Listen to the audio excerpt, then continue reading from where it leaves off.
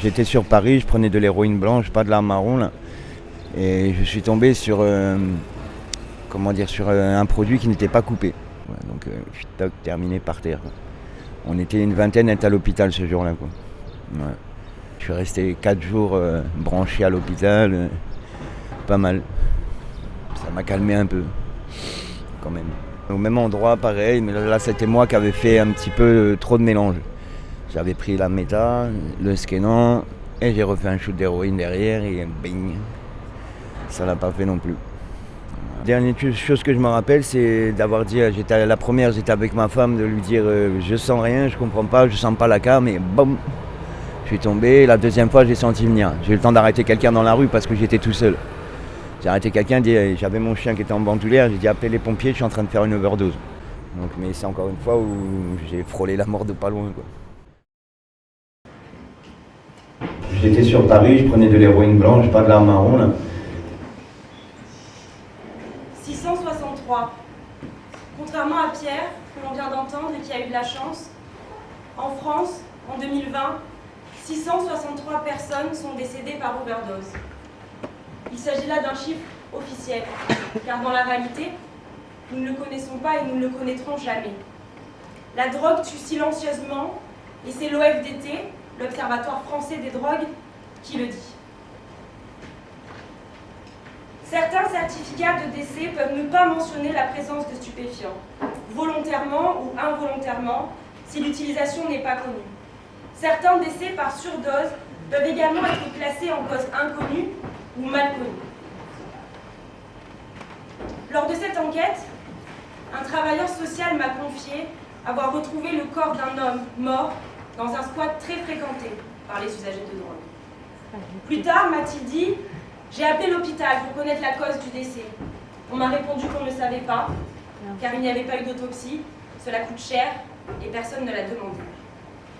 La drogue tue silencieusement et parfois dans l'indifférence. Quand ce n'est pas une overdose, cela peut être un accident sous l'effet du produit, une maladie infectieuse transmise lors d'une piqûre hasardeuse ou encore un suicide. Être toxicomane, qu'on le veuille ou non, c'est côtoyer la mort régulièrement, surtout lorsqu'on est précaire, sans filet de protection et en dehors de tout radar. Pourtant, il existe plusieurs dispositifs pour réduire les risques liés à la consommation de drogue. La salle de shoot, ou salle de consommation à moindre risque, ou encore halte soins addiction en fait partie. Il en existe dans plusieurs pays, comme en Suisse, dès 1986, au Luxembourg ou encore au Canada. En France, on dispose de 2 salles de shoot, une à Paris et une à Strasbourg. Sur place, l'usager accède d'abord à un espace d'accueil. Là, si c'est la première fois qu'il vient, il doit répondre à un questionnaire. Est-il bien majeur? Consommateur régulier? Quels produits consomme-t-il? Chaque usager vient sur place avec son propre produit qu'il ne peut ni vendre, ni acheter, ni échanger. Il accède ensuite à l'espace de consommation qui pourra être séparé en 3 parties distinctes. Une partie pour l'injection, une partie pour l'inhalation, comme pour les drogues en poudre par exemple, ou encore parfois un fumoir pour le crack par exemple. Il pourra, s'il le demande, bénéficier de matériel, comme des seringues, des compresses, du gel hydroalcoolique. L'équipe qui gère la salle, elle, est composée de médiateurs, de travailleurs sociaux, d'agents de sécurité, mais aussi parfois de médecins, d'infirmières, d'infirmiers. Une fois la prise de drogue effectuée, la sortie n'est pas indiquée tout de suite, et l'usager pourra bénéficier d'un espace de repos le temps qu'il faudra. À Marseille, cela fait des années que l'on parle d'ouvrir une salle de consommation à moindre risque. En 2019, le projet a même failli aboutir avant de tomber à l'eau. C'était sous la mandature de Jean-Claude Gaudin à l'approche des élections municipales. La majorité actuelle, elle, a carrément inscrit dans ses promesses de campagne l'ouverture d'une salle de consommation à moindre risque. Mais depuis, silence radio. Où en est le projet? Marseille verra-t-elle un jour une salle de consommation ouvrir ses portes? Ou les pouvoirs publics vont-ils, une fois de plus, faire marche arrière? En attendant, les premiers concernés, les plus précaires, continuent de consommer dans la rue. de prendre des risques et de faire dans la débrouille. C'est le cas de Sophie Meurville, Sonia Kada et Lola Perrault. Toutes les trois sont consommatrices régulières de drogue, certaines dans leur passé. Elles ont accepté ce soir de témoigner et on les accueille chaleureusement sur scène.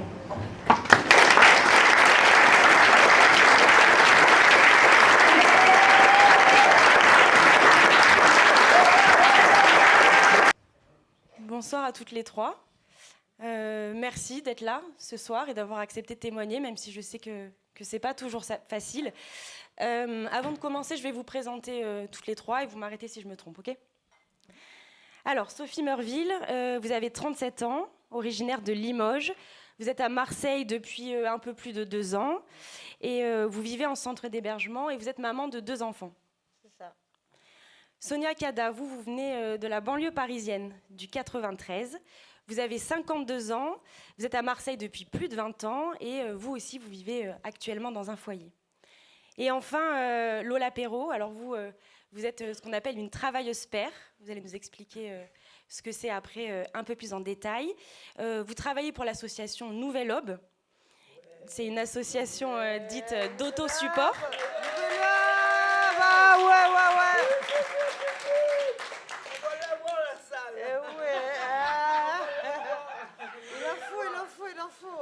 Alors, donc, une nation d'autosupport, peut-être qu'il y en a qui ne savent pas ce que c'est. Donc, peut-être que Lola Père, pour commencer, vous pouvez nous expliquer quel est le but de cette association. Il a allumé. Donc, Lola Perrault, pardon, excusez-moi. Donc, une association d'autosupport, c'est une association où les salariés sont des personnes concernées par l'objet de l'association. Donc, nous, c'est pas essentiellement l'usage de drogue, c'est aussi la vie en squat, le fait d'être précaire, le fait d'avoir des maladies chroniques, le fait d'avoir des pratiques à risque qui peuvent être aussi le travail du sexe, évidemment tous les modes de consommation différents de drogue. Voilà, on a un champ assez vaste d'intervention et beaucoup de projets. D'accord, donc une association, en tout cas en ce qui concerne la drogue, faite par les usagers, pour les usagers.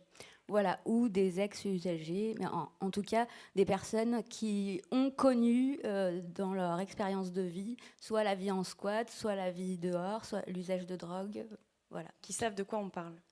Voilà, qui n'ont pas forcément de diplôme. Moi, du coup, je suis infirmière maintenant, mais je le suis depuis 2017. Et j'ai commencé comme travailleuse pair non diplômée. Et donc, voilà, Vous avez eu ensuite votre diplôme. Voilà. Et on peut travailler à Nouvelle Aube sans être diplômé. C'est le diplôme du terrain. Voilà.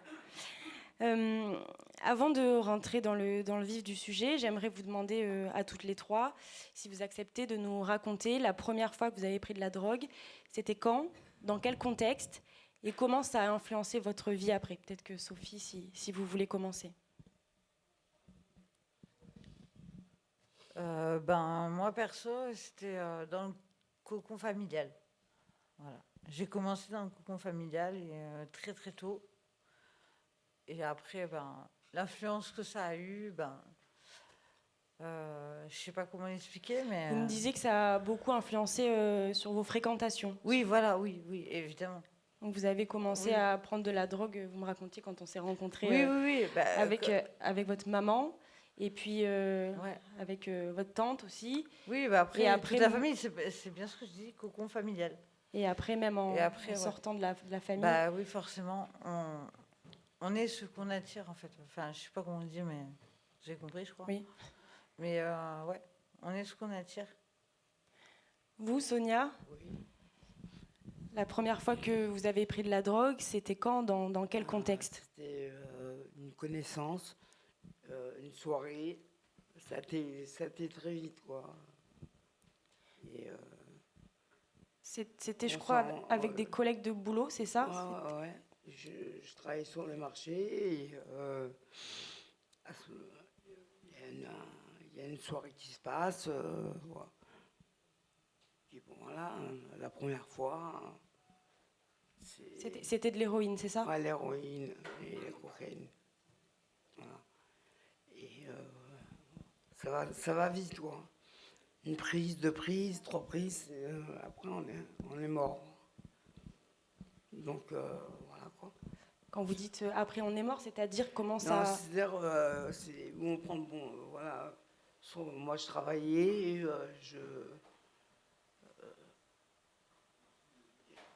le moment quand je l'ai eu, à ce moment-là... Ouais, très ça- rapidement, vous me très disiez ra- une semaine ouais, après, une enfin, au semaine début après, c'était que ouais, les ouais. week-ends. C'est comme c'était, à l'époque, c'était le brown sugar, c'était vraiment un accrochage dans le corps de malade, quoi. Et voilà, quoi, au bout de 3 fois, voilà, ça y est. 3 week-ends 3 d'affilée, week-ends et après d'affilée, c'était voilà. beaucoup plus régulier. Voilà. Il fallait la dose. Et vous, Lola? Alors ça dépend ce qu'on appelle drogue, vu que l'alcool est une drogue. J'ai commencé à boire les fonds de verre à l'an 2000, donc j'étais très jeune. Je suis née en Vous êtes- 87. Ensuite, j'ai commencé à fumer des joints vers 14 ans. J'ai continué au cours du lycée. Ensuite, j'ai commencé à aller en free party, techno. Donc, j'ai commencé à consommer des drogues comme la MDMA, les ecstasy, le speed. Après, si on parle d'injection, j'ai fait ma première injection autour de mes 18 ans avec une copine à qui j'ai demandé de rester à côté de moi parce qu'elle s'injectait plus. Mais en fait, j'étais déjà dans une association de réduction des risques. J'étais déjà bénévole depuis mes 17 ans dans une association de réduction des risques festive à Lyon. Moi, je viens de Lyon, qui s'appelle Keep Smiling. Et ensuite, donc j'avais déjà commencé à prendre de l'héroïne parce que je le voulais, en fait. J'avais demandé, et pareil, quand j'ai commencé à prendre en trace, très très vite, ça m'a accroché très vite. Je suis aussi quelqu'un qui accroche très vite, mais je le savais, j'avais conscience que j'allais être dépendante et ça ne me dérangeait pas.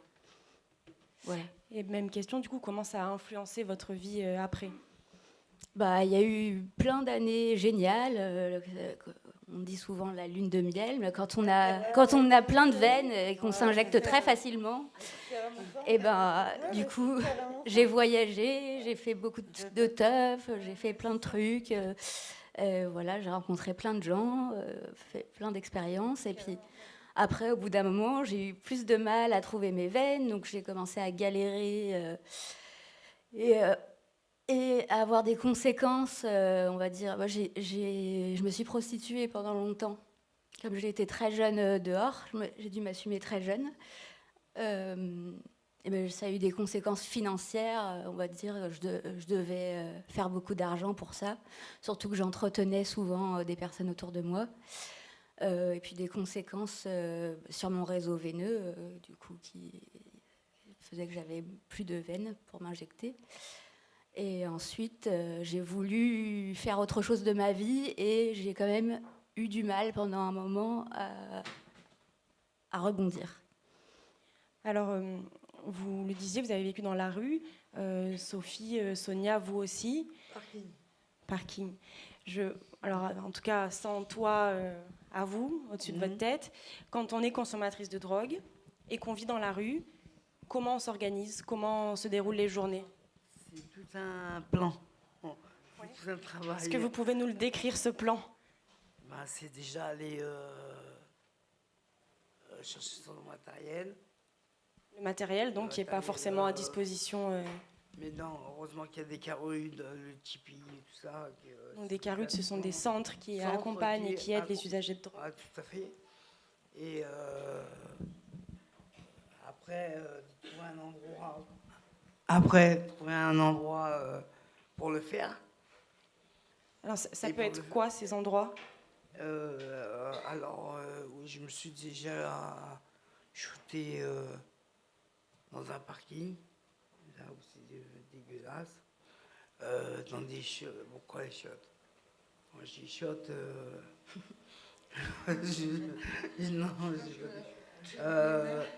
Après, moi, pour faire bouger les choses, je laissais exprès mes insulines devant les portes pour que les gens qui prennent conscience que voilà, on veut la salle de shoot. Oui, vous me disiez que vous êtes déjà piqué à l'extérieur, aux yeux de tout le monde, par acte militant, en fait. Oui, tout à fait. Tout à fait. Pourquoi à Paris ça marche et ici ça ne marcherait pas? À Paris, il y a le crack, il y a le Kenan, il y a toutes les drogues qui a On Marseille. va en parler tout à l'heure. Vous, Sonia, vous me disiez Sophie. que... Non, c'est moi, Sonia. Pardon, vous, Sophie, c'est le stress. Ouais, je vous connais, on s'est déjà vu. Je sais. Vous, Sophie, vous me disiez que vous trouviez des subterfuges pour arriver à consommer ou à vous injecter pas dans la rue, quoi. Bah oui, forcément. Moi, franchement, c'était pas une fierté, comme je vous l'ai déjà expliqué. Du coup, même quand tout le monde se shootait ensemble, je sais pas, j'allais en haut du parking, dans les chiottes, enfin, n'importe où, mais pour moi, c'était... Prétexier une envie pressante de faire pipi pour...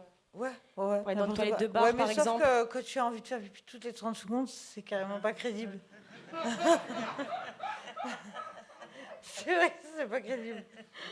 Du coup, ouais. Ça, dans les toilettes d'hôpitaux aussi, vous me disiez. Ouais, oui. Oui, mais au bout d'un moment, ça va bien, il faut avoir passion de patient, mais c'est pareil, c'est le même topo, quoi. Du coup, ouais. Est-ce que quand on vit dans la rue et qu'on est consommatrice de drogue, on prend des risques? Et si oui, lesquels? Bah oui, on prend des risques, forcément. Selon où on trouve le lieu, que ce soit dans des chiottes ou n'importe où, il y a des gens qui sont quand même passés par là. Hein. Ils ont marché, on ne sait pas ce qu'ils ont fait, j'ai pas envie de savoir.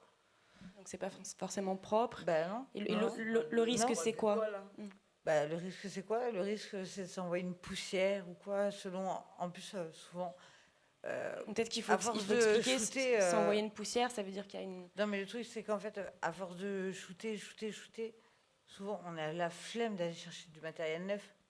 Du coup, on va shooter dans le même truc, et c'est ça qui va pas. Donc ça peut faire des abcès, des abcès, des nécroses. Ouais, carrément. Allez-y, Oui, prenez-le. mais en fait, ça va carrément vite. Ça va très vite. Ouais. Lola, vous vouliez dire? Le fait de s'injecter dans des endroits, sales, de pas avoir de quoi nettoyer l'endroit, et peut-être ses mains aussi. Quand Sophie parle de poussière, c'est du coup des bactéries ou des champignons qu'on s'injecte si elles sont pas filtrées, si on utilise et même avec les filtres. Si on réutilise les mêmes seringues, il y a des champignons qui se développent à l'intérieur. On a tous souvent, au bout d'un moment, la flemme d'aller chercher un truc. Qui n'a pas réutilisé son matériel Et donc, ça peut faire des abcès, des... Exactement. Mais pour moi, le risque auquel je pense, c'est quand on est usagère de drogue, on a tout le temps du produit sur soi et donc on a tout le temps le risque de se faire arrêter pour usage. Et d'être en garde à vue. Et si on n'a pas de traitement de substitution et qu'on est dans l'héroïne, c'est-à-dire de se retrouver malade en garde à vue. Oui, ça c'est la question du tout répressif, effectivement. J'ai jamais eu ce problème. Hein. Ah, si, garde à vue. T'as vu, je sors du réseau, les flics, ils me contrôlent, je leur dis, les mecs, vous arrivez trop tard. Alors, vous arrivez trop tard. Oui, du coup, ils n'ont pas besoin de me fouiller. Ils disent, merci mademoiselle, t'inquiète, je suis blindée déjà. Voilà, c'est encore les subterfuges. Ouais, il faut bien, non? J'ai une question qui concerne un petit peu ce qu'on appelle le tout répressif, ou en tout cas le regard des autres. Est-ce que vous le ressentez sur vous? Et est-ce que sur le moment. Pas sur le moment. Non. Après, non, moi, le regard des autres, non, parce que si quelqu'un a envie de me poser une question, il vient me voir et puis voilà, moi je lui explique. Ok. Vous, Sonia? Moi, je m'en tape. Ouais, vous avez appris avec le temps à pas faire attention. Lola? Moi, on m'a souvent dit des phrases horribles comme ah, mais tu te shootes, on dirait pas. Ah, mais c'est dommage parce que t'es mignonne. Ah oui, non, mais Donc en fait, si on est moche, on peut se shooter à mort jusqu'à en mourir. Sonia, vous avez vécu, oui, bien, ça fait partie du sujet aussi. Vous avez vécu à Paris, Oui. où il y a une salle de shoot. Est-ce que vous l'avez fréquentée? Je suis passé. Vous êtes déjà Je passé. suis rentré dedans. Et qu'est-ce que ça change? Bah, je trouve que Marseille, je sais pas pourquoi, ils refusent qu'on nous ouvre une salle de shoot. Qu'est-ce que ça changerait pour vous aujourd'hui qu'il y ait une salle de shoot à Marseille? Déjà, il y aura moins de seringues par terre. Genre.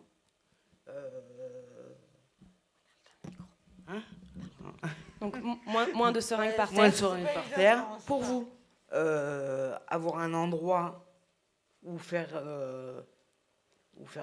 notre dînette, quoi. Et voilà, quoi. Je comprends pas pourquoi Marseille, il se bloque à nous ouvrir une salle de shoot. Ça prend pas des mètres carrés et des mètres carrés.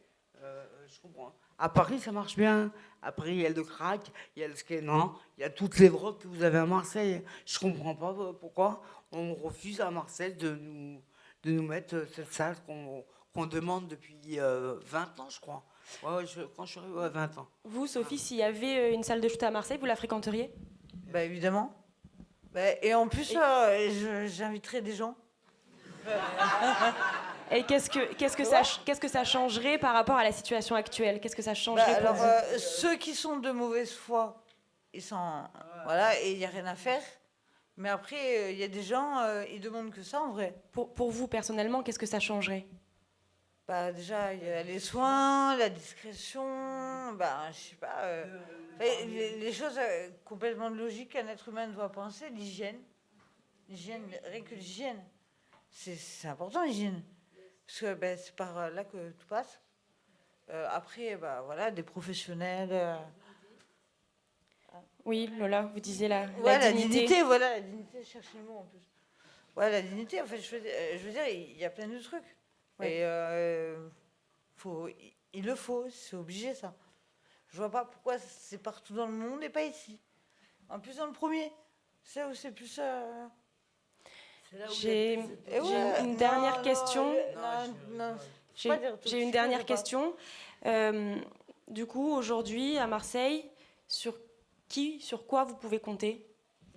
Les assos. Les assos. Nouvelle Hub. Nouvelle Hub. C'est le directeur de Nouvelle Hub qui va nous ouvrir. Sur la question d'avant, que vous disiez qu'il y a des seringues, qu'on voit des seringues dans l'espace public, il y a même des grosses scènes de consommation dans l'espace public, qui se sont faites d'elles-mêmes, où les gens ont l'habitude de consommer en groupe, où il y a des tas et des tas de seringues, et où, du coup, comme c'est pas nettoyé forcément, les gens ont pris des enrouleurs de fils en bois, donc il y a des traces de sang dessus, les gens reconsomment, c'est des vecteurs de contamination pour l'hépatite C, par exemple. Et voilà, s'injecter dans les toilettes, s'injecter dans des parkings, on va pas dire que pour la dignité, c'est... Moi, je suis maman. Et franchement, il y a des choses intolérables. Merci à toutes les trois d'être venues sur scène, d'avoir témoigné, même si c'est pas toujours facile. Merci pour votre courage.